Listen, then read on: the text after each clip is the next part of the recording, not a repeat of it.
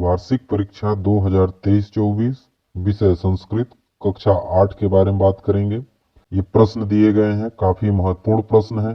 कई बार पेपर में आए हुए प्रश्न है, कई बार कमेंट में आता है कि सर यहाँ से प्रश्न नहीं आते हैं। तो बता दें आपको कि आप लोग वीडियो को आधा अधूरा देख लेते हैं, आपको लगता होगा कि इसके प्रश्न नहीं आते हैं, तो इसलिए ध्यानपूर्वक वीडियो को पूरा देखिए। यहाँ से प्रश्न काफी महत्वपूर्ण है, कई बार यहाँ से प्रश्न आए हुए हैं और आपके वार्षिक पेपर में अधिक से अधिक प्रश्न यहाँ से बनेंगे। इसका उत्तर लिख लेंगे अव्ययी भाव समास। अगला प्रश्न है प्रश्न क्रमांक 2, पंचवटी इति पदे कः समास। पंचवटी में कौन सा समास होगा? द्विगु समास। अगला प्रश्न है जनवरी माह में कौन सा दिवस आता है? तो इसमें लिख लेंगे गणतंत्र दिवस। इस वीडियो में लास्ट में बड़े प्रश्नों को समाहित किया गया है, इसलिए वीडियो को पूरा देखें ताकि बड़े प्रश्न छूटने ना पाए। पहला है 41, तो इसको संस्कृत में जब लिखेंगे तो लिखेंगे 1/44। अगला है 10, इसको लिखेंगे, अगला है 22, तो 22 को लिखेंगे द्वाविंशति। 3 को लिखेंगे त्रय। अगला है 36, 36 को लिखेंगे षट्त्रिंशत्। अगला प्रश्न है 20, तो 20 को लिखेंगे विंशति। फिर अगला प्रश्न है प्रश्न क्रमांक 5, काव्येषु की रम्यम नाटकम। काव्य में सबसे अच्छा चीज क्या है? अगला प्रश्न है प्रश्न क्रमांक 6, स्वपाठ्य पुस्तकात एक श्लोक लिखत यह अस्मिन् प्रश्न पत्रे नास्ति। यह प्रश्न कई बार पूछता है। बोला गया है कि अपने पाठ्य पुस्तक से एक श्लोक लिखना है जो प्रश्न पत्र में न दिया गया हो। तो अब देख लीजिएगा, जो श्लोक उसमें नहीं दिया होगा वो आप उसमें से एक श्लोक लिख सकते हैं। जैसे इसमें हमने लिख दिया है गुणा गुणेषु गुणा भवन्ति ते निर्गुणा प्राय भवन्ति दोषा। ये वाला हमने श्लोक लिखा है, आपको जो याद है वो भी लिख सकते हैं। अगला प्रश्न है प्रश्न क्रमांक 7, खादाव पदे कः वचनम अस्ति। इसका सही उत्तर हो जाएगा द्विवचन। अगला प्रश्न है प्रश्न क्रमांक 8, विद्वान कुत्र पूज्यते। यह प्रश्न कई बार रिपीट हुआ है। पूछा गया है कि विद्वान कहाँ पूजा जाता है? तो इसका सही उत्तर होगा सर्वत्र, यानी विद्वान को हर जगह पूज्य माना जाता है। अगला है प्रश्न क्रमांक 9, अव्ययम किम अस्ति, यानी इन वाक्यों में अव्यय कौन सा शब्द है? पहला है नरेशः कुत्र अस्ति, इसका सही उत्तर जो है कुत्र हो जाएगा, तो इसमें लिखेंगे कुत्र। दूसरा है मोहन कुत्र अस्ति, तो इसमें कुत्र शब्द जो है वो अवयव हो जाएगा। तीसरा है विद्वान कुत्र पूज्यते, तो इसमें भी कुत्र शब्द जो है अवयव हो जाएगा। तो इन वाक्यों को हमें लिख लेना है। अगला प्रश्न है प्रश्न क्रमांक 10, अधोलिखित शब्दे लकारः अस्ति। ये शब्द दिए गए हैं, इसमें लकार बताना है। पहला प्रश्न है वदामिल यानी आमी, तो इसका हो जाएगा लट लकार, इसी को वर्तमान काल भी कहा जाता है। और दूसरा है हसिष्यति, इसमें हो जाएगा लिट लकार, जिसको भविष्य काल कहा जाता है।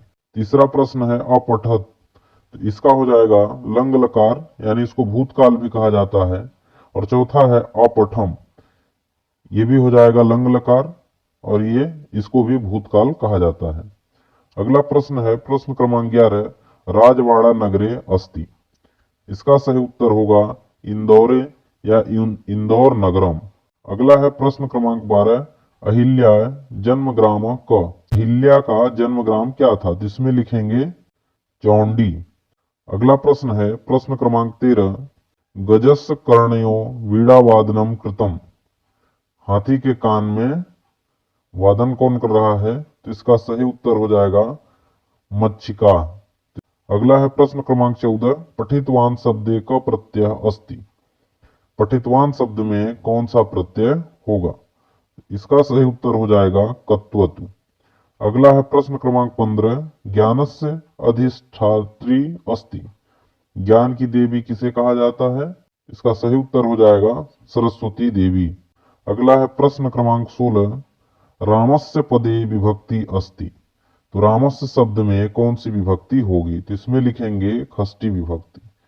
अगला है प्रश्न क्रमांक 17, अधोलिखितेषु एकस्मिन् विषये पंचवाक्येषु संस्कृत निबंध लिखत। बोला गया है कि संस्कृत भाषा में 5 वाक्य का निबंध लिखना है किसी एक विषय पर। इस तरह से यदि बोला है तो आप अपने से जो आपको निबंध याद है उस पर आप 5 लाइन लिख सकते हैं। और यदि इसमें नाम दिया गया है, पहला है धेनु, दूसरा है विद्यालयम, पुस्तकम, उद्यानम और प्राचीन भाषा संस्कृत। यदि इस तरह से नाम दिए गए हैं तो इन सभी में से किसी एक विषय पर आप निबंध लिखेंगे। और नहीं दिया गया है तब भी आप जो आपको याद होगा वो एक निबंध लिख सकते हैं। अगला प्रश्न है प्रश्न क्रमांक 18, पत्र पूर्यत। ये पत्र लिखे रहेंगे, बीच बीच में आपको खाली स्थान दिया रहेगा, उसे भरना रहेगा। ऊपर ऑप्शन दिए गए हैं, इन ऑप्शनों को इनके खाली स्थान में भरना है। अगला है सेवायाम श्रीमान प्रधानाध्यापक महोदय शासकीय माध्यमिक विद्यालय। अब इसमें इंदौर लिखा गया है तो आप इंदौर यहां भर लेंगे। यदि कोई दूसरा नाम लिखा गया है जैसे शिवपुर हो गया, अमृतपुर हो गया, तो यहाँ पर हमें स्थान का नाम लिखना है। अगला है महोदय निवेदनम अस्ति यत् अद अहम पारिवारिक कार्यक्रमे। इसमें से गच्छामी भर लेना है, तो यहाँ पर गच्छामी भर लेंगे। अतएव यहाँ पर फिर विद्यालय में भरेंगे। आगंतुम न शक्नोमि अतः एक दिवसीय अवकाश स्वीकुर्वन्तु। फिर नीचे दिया गया है भवतः शिष्य। यहाँ पर जो आपको ऑप्शन में नाम दिया रहेगा वो यहाँ पर नाम भरेंगे। जैसे यहाँ पर दिया गया है प्रवेश, तो ये नाम है। यदि इसके जगह प्रत्यूष या कोई और नाम दिए गए हों तो वो यहाँ पर आप लिख सकते हैं।